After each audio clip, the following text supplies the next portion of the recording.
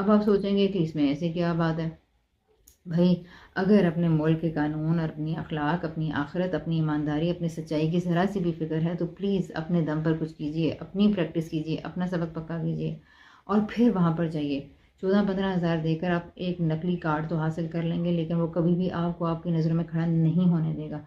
جو لوگ اس طرح کی گھٹیا حرکات کر بھی رہے ہیں اور کرپشن کر بھی رہے ہیں، آئی ڈونٹ نو کہ وہ کس طرح رات شام کو اپنے جا کے بچوں کو فیس کرتے ہیں، جن کا رزق حلال، جن کو نہیں پتا کہ ان کا باپ رزق حلال کما کر لایا یا رزق حرام کما کر لایا ہے۔ پھر وہاں پر ڈرائیونگ لائسنس کے اندر بنوانے والے ادارے کے اندر اور بھی کرپشن کے بہت سارے طریقے ہیں، جن کے اندر لوگ آپ کا اکاؤنٹ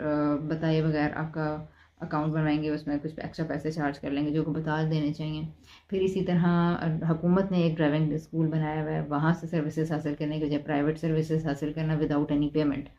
اور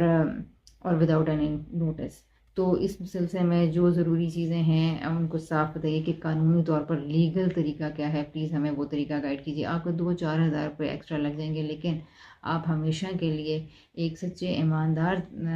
پرسن کی حیثیت سے جو کام ہے، تقاضا ہے، وہ نبھاتے ہوئے نظر آئیں گے، جو کہ صرف ملک کے لیے نہیں، آپ کے اپنے ضمیر اور اپنی آخرت اور آپ کے اپنے بچوں اور ارد گرد کے لوگوں کے لیے اہم رول بن سکتا ہے، یا اہم تعلیم کا ذریعہ بن سکتا ہے۔ سو اس چیز کو ذہن میں رکھنا۔ پھر اسی طرح جب آپ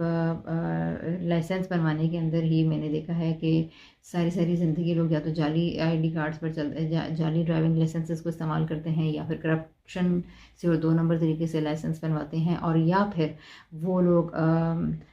رشوت وغیرہ دے کے، پیسے دے کے اس طرح کے کسی اور سے بنوا لیتے ہیں، اور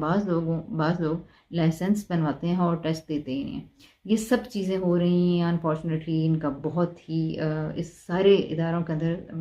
ذرا دیکھیے جو ڈرائیونگ لائسنس کے بغیر گاڑیاں چلا رہی ہیں اور جو ڈرائیونگ لائسنس 2 نمبر طریقے سے لے کے چلا رہے ہیں، وہ سب اپنے آپ سے سوال کریں کہ آپ کیا کر رہے ہیں اپنی ذات کے لیے، اپنے ملک کے قانون کی کس طرح سے دھجیاں آپ اڑا رہے ہیں، اور اپنی آخرت الراشی والمرتشی کلاہما فی النار حدیثیں ہم صرف ممبروں پہ سنتے ہیں، لیکن اپنی زندگی میں ہمیں کہیں بھی یہ کرپشن لگتی ہی نہیں ہے۔ سو پلیز، وہ اگر رشوت لے رہے ہیں تو آپ رشوت دے رہے ہیں۔ لائسنس بنوانے کے لیے اگر کوئی پیسے آفر کرتا ہے تو وہ لیتے ہیں نا، تو آپ رشوت لینے والے کو تو برا کہتے ہیں، لیکن رشوت دینے والے کو کوئی کیوں برا نہیں کہتا؟ اور وہ ہم ہی ہیں، وہ ہمارے جیسے لوگ ہیں جو لوگ وہاں پر لمبے پروسیس سے بچنے کے لیے چند پیسے دے کے آدھے گھنٹے میں فارغ ہو جاتے ہیں۔